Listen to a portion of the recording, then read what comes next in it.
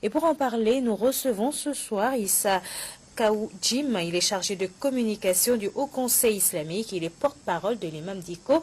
Monsieur Jim, bonsoir. Bonsoir madame. Et merci d'avoir accepté notre invitation. C'est moi. Alors, dites-nous, le meeting de demain, est-ce qu'il aura bel et bien lieu? Avant de répondre à cette question, permettez-moi de faire un rappel. Vous avez dit qu'il s'agit d'un manuel qui, en réalité, c'est l'enseignement de l'homosexualité en République du Mali. À son temps, l'imam Mahmoud Dicko avait dénoncé, le ministre en question, de charge de l'éducation, avait démenti à la limite, traité l'imam Mahmoud Dicko de menteur. Donc l'imam Mahmoud Dicko était obligé, pour sa crédibilité et pour la confiance que la communauté musulmane du Mali a apportée à sa personne, alors de divulguer les sources de cette information. Et à cette situation, tout le monde a eu accès à ces informations confidentielles. Le premier ministre chef du gouvernement, mercredi dernier, avait appelé les confessions religieuses, les notabilités, et pour demander alors d'échanges sur la question. Alors, à sortir de cet entretien, il avait demandé d'arrêter le processus qui était en cours et de proposer de mettre une commission et pour voir les points sur lesquels les religieux ne sont pas d'accord, alors d'étudier. Et suite à cette démarche, l'imam Mahmoud Dicko avait salué cela, mais vous avez posé la question qui est le meeting de demain. Je suis au regret de vous dire que, hélas, pour une fois, le pouvoir alors vient de manigancer alors pour une situation qui peut-être, je dis bien, je mesure bien les mots, et peut-être que le Haut Conseil islamique, en tout cas de sa forme actuelle, va disparaître.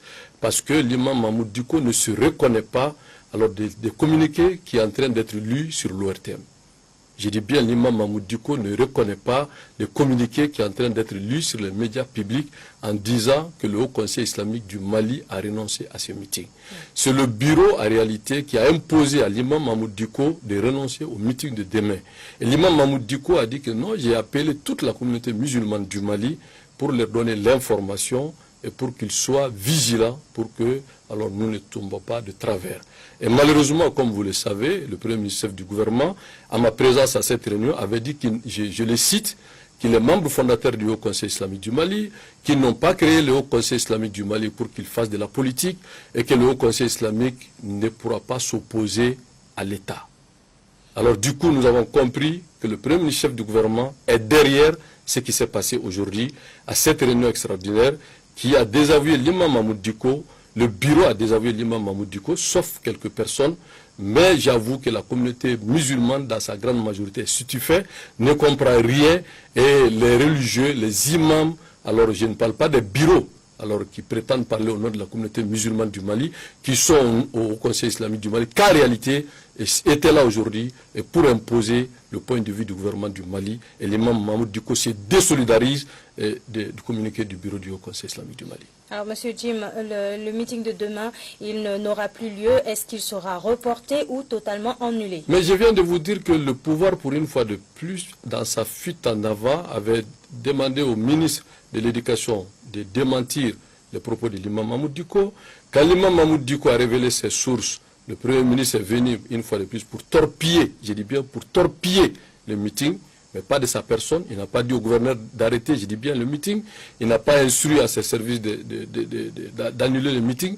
Mais ce qu'il a fait, nous le savons, parce que nous avons des sources, nous avons des informations. Et je pense que l'imam Mahmoud Dicko, les jours à venir, alors va intervenir pour donner des éclaircissements. N'est pas confondre le bureau du Haut Conseil islamique à la communauté musulmane du Mali. L'imam Mahmoud Dicko a fait son devoir d'informer l'opinion, d'informer la communauté musulmane du Mali. Et son bureau s'est opposé à lui. Il a eu la sagesse alors pour ne pas aller à l'affrontement à l'intérieur des musulmans, alors il a tout simplement décidé alors de se retirer, je dis bien, de se retirer de la position du bureau du Haut Conseil islamique du Mali, mais l'imam Mahmoud Dicko ne cautionne pas la démarche du bureau qui a demandé l'annulation du meeting de demain. Parce que vous savez, il n'est pas une surprise pour personne que l'imam Mahmoud Dicko n'est pas en bon rapport avec le pouvoir en place. Et alors du coup, toutes les démarches qu'il entreprend, on le torpille.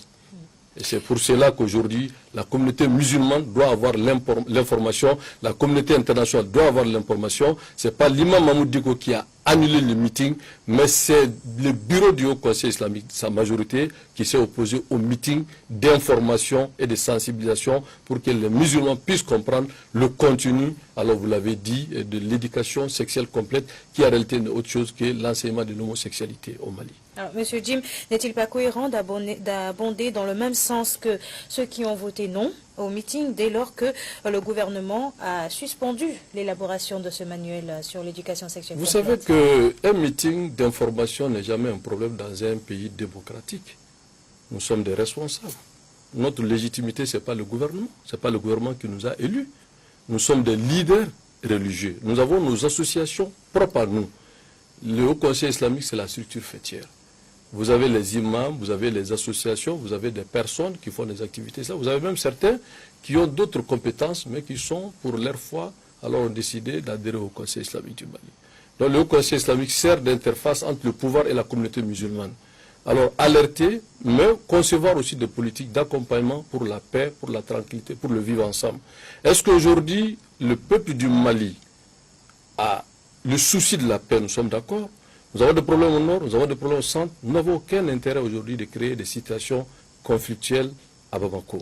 Mais le devoir nous exige, en tout cas, je parle au nom de l'imam Mahmoud Diko, qui m'a fait l'honneur et le privilège d'être son porte-parole, bien que je suis membre du Haut Conseil islamique du Mali, mais je m'exprime en tant que porte-parole de l'imam Mahmoud Diko, qui a eu la sagesse de dire que oui, vous m'imposez alors de ne pas faire le meeting.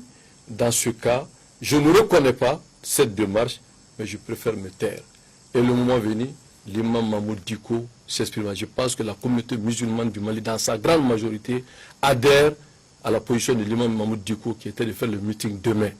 Mais hélas, une fois de plus, le gouvernement du Mali, à travers sa politique de diviser pour régner, a torpillé ces meetings. Alors, Monsieur Jim, quelle est donc désormais l'atmosphère qui prévaut au sein du Haut Conseil islamique? Est-ce qu'il y a une fissure à Mais l'heure c'est plus qu'une fissure, c'est une tension. Et je suis désolé de vous dire que, en tout cas, le Haut Conseil islamique du Mali, peut-être qu'il y aura une nouvelle formulation du gouvernement, puisque Bouvet même l'a dit que c'est eux qui l'ont créé.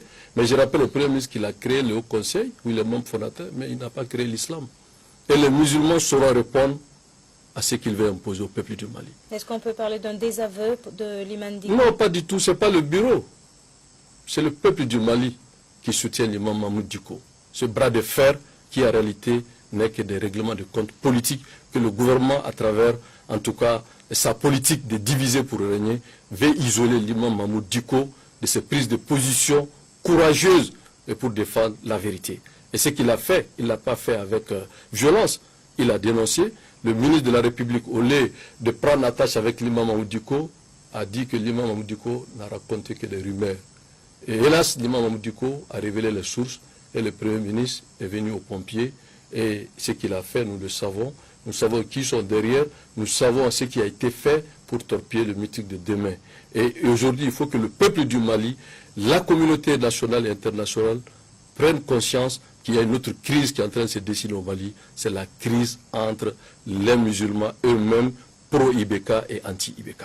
Alors, Monsieur Jim, nous vous recevons ce soir en tant que porte-parole de l'imam Diko. Bien sûr, vous êtes également le chargé à la communication du Haut Conseil islamique. Alors, quels sont vos mots à l'endroit de la population malienne ce soir? Mais nous les appelons au calme.